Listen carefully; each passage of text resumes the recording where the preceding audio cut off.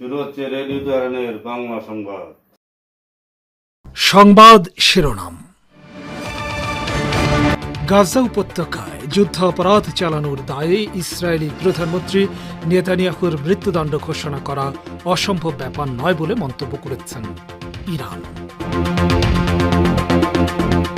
সিরিয়ার বিভিন্ন স্থানে দখলদার ইসরায়েলের ভয়াবহ হামলা, বহু রাস্তাঘাট ধ্বংস এবং পানি ও বিদ্যুৎ সরবরাহ লাইন বিচ্ছিন্ন।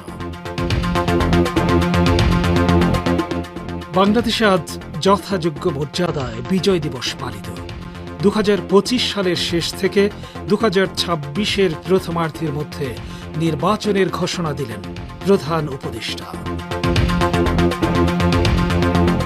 এবং বাংলাদেশের মহান বিজয় দিবসে ভারতের প্রধানমন্ত্রী নরেন্দ্র মোদীর পোস্ট নিয়ে উপদেষ্টা আসিফ নজরুল এবং সমন্বয়ক হাসনাত আবদুল্লাহর তীব্র ক্ষোভ।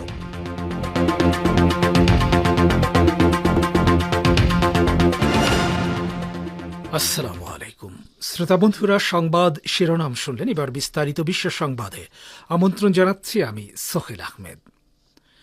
গাজা উপত্যকায় যুদ্ধাপরাধ চালানোর দায়ে ইহুদিবাদী ইসরায়েলের প্রধানমন্ত্রী বেনিয়ামিন নেতানিয়াহুর মৃত্যুদণ্ড ঘোষণা করা অসম্ভব ব্যাপার নয় বলে মন্তব্য করেছেন ইরানের অন্যতম উপ পররাষ্ট্রমন্ত্রী কাজেম গারিবাবাদি। তিনি রোববার তেহরানে দেয়া এক সাক্ষাৎকারে বলেন, আমার দৃষ্টিতে এটি কোনো অসম্ভব ব্যাপার নয়, চেষ্টা চালালে তা করা সম্ভব। সাক্ষাৎকারে ইসরায়েলি কর্মকর্তাদের অপরাধযজ্ঞের বিষয়টি তদন্ত করার মতো নিরপেক্ষ আদালতের অভাবের কথা তুলে ধরেন গারিবাবাদি। তিনি বলেন, আন্তর্জাতিক ফৌজদারি আদালত বা আইসিসি নেতানিয়াহুর বিরুদ্ধে যে গ্রেফতারি পরোয়ানা জারি করেছে তা একটি বিচারিক কর্তৃপক্ষের পক্ষ থেকে জারি করা ন্যূনতম পদক্ষেপ। তাহলে নেতানিয়াহুর বিরুদ্ধে কোন আদালত কিভাবে মৃত্যুদণ্ড জারি করতে পারে এমন প্রশ্নের উত্তরে ইরানের উপ পররাষ্ট্রমন্ত্রী বলেন, ফিলিস্তিনের সমর্থক এবং ইসরায়েলি অপরাধযজ্ঞের বিরুদ্ধে 2-3টি দেশ একত্রিত হয়ে একটি যৌথ আদালত গঠন করতে পারে এবং সেখান থেকে ইসরায়েলি কর্মকর্তাদের বিরুদ্ধে মৃত্যুদণ্ডের রায় দেওয়া সম্ভব। তবে তিনি বলেন, সেই রায় বাস্তবায়ন কিভাবে হবে তা নিয়ে আলোচনা করা যেতে পারে।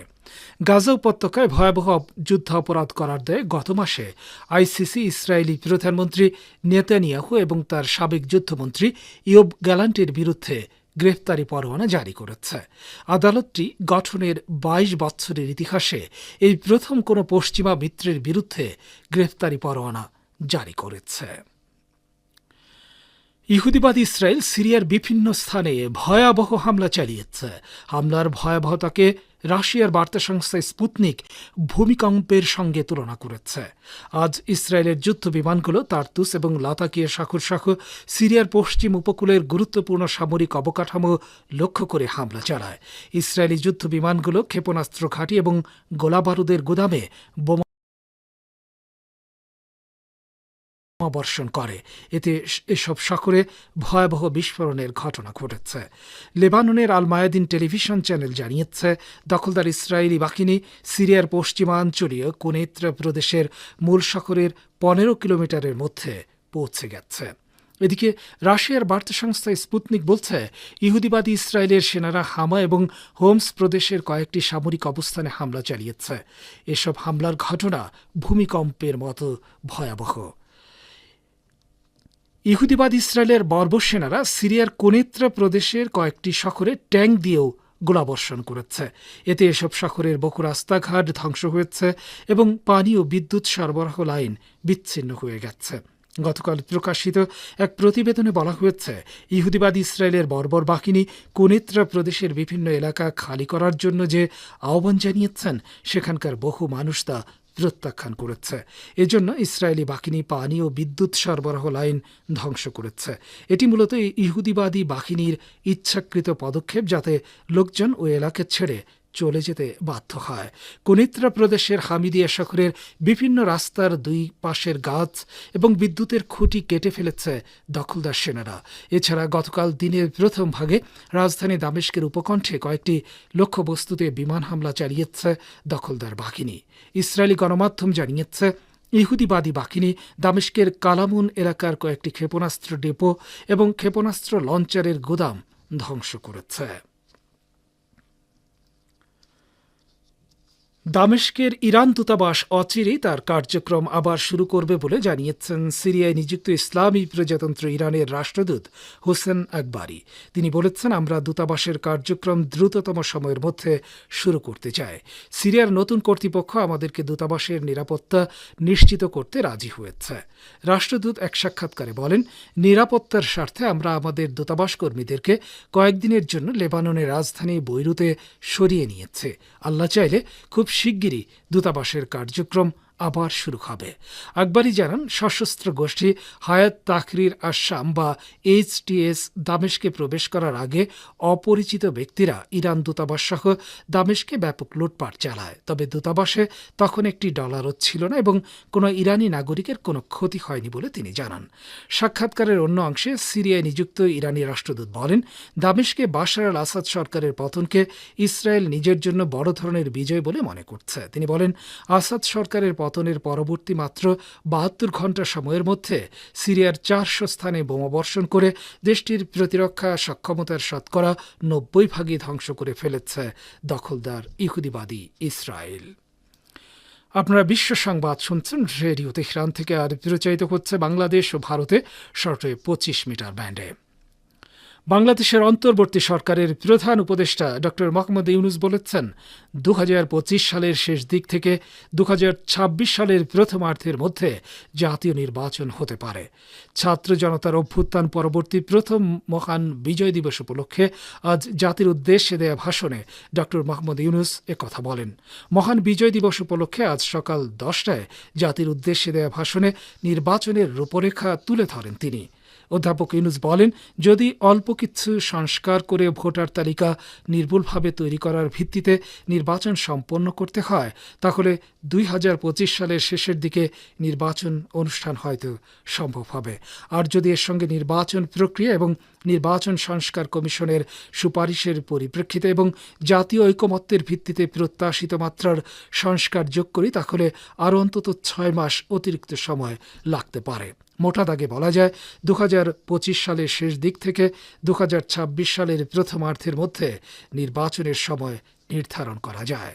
দেশবাসীকে মহান বিজয় দিবসের শুভেচ্ছা জানিয়ে তিনি বলেন, আমি সকল প্রধান সংস্কারগুলো সম্পন্ন করে নির্বাচন আয়োজন করার ব্যাপারে বারবার আপনাদের কাছে আবেদন জানিয়ে এসেছি।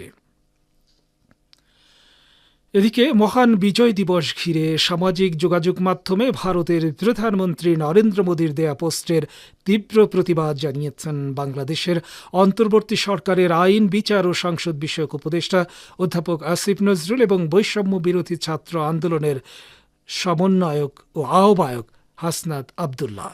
তিনি আজ দুপুরে নিজের ভেরিফাইড ফেসবুক অ্যাকাউন্টে মোদীর পোস্ট শেয়ার করে আসিফ নজরুল লিখেছেন, তীব্র প্রতিবাদ জানাচ্ছি। 16 ডিসেম্বর 1971 ছিল বাংলাদেশের বিজয়ের দিন। ভারত ছিল এই বিজয়ের মিত্র, এর বেশি কিছু নয়। এর আগে বৈষম্য বিরোধী ছাত্র আন্দোলনের আহ্বায়ক হাসনাত আবদুল্লাহ ভারতের প্রধানমন্ত্রী নরেন্দ্র মোদীর পোস্টের তীব্র প্রতিক্রিয়া দেখিয়েছেন। নরেন্দ্র মোদীর দাবিকে বাংলাদেশের স্বাধীনতা, সার্বভৌমত্ব এবং অখণ্ডতার প্রতি সরাসরি হুমকি বলে মন্তব্য করেছেন তিনি। এর আগে নরেন্দ্র মোদী নিজের ভেরিফাইড ফেসবুকে একটি পোস্টে লেখেন, আজ বিজয় দিবসে 1971 সালে ভারতের ঐতিহাসিক বিজয়ে অবদান রাখা সাহসী সেনাদের সাহস ও আত্মত্যাগকে আমরা সম্মান জানাই। তাদের নিঃস্বার্থ আত্মোৎসর্গ এবং অটল সংকল্প আমাদের জাতিকে রক্ষা করেছে এবং আমাদের গৌরব এনে দিয়েছে। এই দিনটি তাদের অসাধারণ বীরত্ব এবং অদম্য চেতনার প্রতি শ্রদ্ধাঞ্জলি। তাদের আত্মত্যাগ চিরকাল প্রজন্মের পর প্রজন্মকে অনুপ্রাণিত করবে এবং আমাদের জাতির ইতিহাসে গভীরভাবে গেঁথে থাকবে। আগামী 23 ডিসেম্বর ভারত জুড়ে কৃষকরা বিক্ষোভ কর্মসূচি পালন করবে। 14 ডিসেম্বর অনুষ্ঠিত সংযুক্ত মোর্চার জাতীয় সমন্বয় কমিটির জরুরি বৈঠকে 21টি রাজ্যের 44 জন সদস্য সর্বভারতীয় প্রতিবাদ পালনের আহ্বান জানিয়েছেন। বৈঠকে গত 19 দিন ধরে পাঞ্জাব সীমান্তে অনশনরত কৃষক নেতা জগজিৎ সিং ডালেওয়ালের স্বাস্থ্যের অবনতি নিয়ে গভীর উদ্বেগ প্রকাশ করা হয়। সংযুক্ত মোর্চা হুঁশিয়ারি দিয়ে বলেছে, যে কোনো অপ্রীতিকর ঘটনার জন্য প্রধানমন্ত্রী নরেন্দ্র মোদী স্বরাষ্ট্রমন্ত্রী অমিত শাহ, পাঞ্জাবের মুখ্যমন্ত্রী ভগবন্ত মান এবং হরিয়ানার মুখ্যমন্ত্রী নওয়াব সিং সাইনি দায়ী থাকবেন। ফিরছি বিশ্ব সংবাদে। সিরিয়ার গোলান মালভূমিতে ইহুদিবাদী ইসরায়েল যে নতুন অবৈধ বসতি গড়ে তোলার পরিকল্পনা নিয়েছে তার নিন্দা জানিয়েছে কয়েকটি আরব দেশ। এসব দেশ গোলানের পাহাড়ি এলাকার উপর সিরিয়ার সার্বভৌমত্বের প্রতি তাদের অকুণ্ঠ সমর্থন জানিয়েছে। ইসরায়েলের যুদ্ধবাজ প্রধানমন্ত্রী নেতানিয়াহু গতকাল পরিকল্পনা ঘোষণা করে বলেছেন, অধিকৃত গোলান মালভূমিতে বসতি স্থাপন দ্বিগুণ করা হবে এবং এজন্য তিনি $110 কোটি প্রকল্প গ্রহণের কথা জানিয়েছেন। নেতানিয়াহুর এই ঘোষণার বিরুদ্ধে কঠোর নিন্দা জানিয়েছে সৌদি আরব, কাতার, ইরাক এবং সংযুক্ত আরব আমিরাত। দক্ষিণ কোরিয়ার ক্ষমতাসীন দল পিপল পাওয়ার পার্টির প্রধানের পদ থেকে সরে দাঁড়ানোর ঘোষণা দিয়েছেন দলটির চেয়ারম্যান হ্যান ডং হুন। দল থেকে নির্বাচিত প্রেসিডেন্ট ইউন সুক ইউলকে দেশটির জাতীয় সংসদ ইমপিচ করার পরই তিনি এই সিদ্ধান্তের কথা জানালেন। আজ হ্যান ডং হুনের পদত্যাগের তথ্য জানিয়েছে দক্ষিণ কোরিয়ার সংবাদ মাধ্যম কোরিয়া হেরাল্ড। দেশটির পার্লামেন্টে এক সংবাদ সম্মেলনে হ্যান ডং বলেন, আমি ক্ষমতাসীন দলের প্রধানের পদ থেকে সরে দাঁড়াচ্ছে। তিনি জানান, তার দলের আইন প্রণেতারা প্রেসিডেন্ট ইউনকে ইমপিচ করার যে সিদ্ধান্ত নিয়েছেন তাতে সমর্থন দিয়ে তিনি অনুতপ্ত নন। ইহুদিবাদী ইসরায়েল ঘোষণা করেছে যে আয়ারল্যান্ড সরকারের চরম ইসরায়েল বিরোধী নীতির কারণে ডাবলিনে ইসরায়েলের দূতাবাস বন্ধ করে দেয়া হবে। ইসরায়েলের পররাষ্ট্রমন্ত্রী গিদিয়ন সাআর গতকাল এক বিবৃতিতে এই ঘোষণা দিয়েছেন। তিনি বলেন, আয়ারল্যান্ড সরকারের ইসরায়েল বিরোধী নীতির কারণে তারা এই সিদ্ধান্ত নিয়েছেন। শ্রোতা বন্ধুরা, বিশ্ব সংবাদে এই ছিল আমাদের সর্বশেষ আয়োজন। সঙ্গে থাকার জন্য অসংখ্য ধন্যবাদ।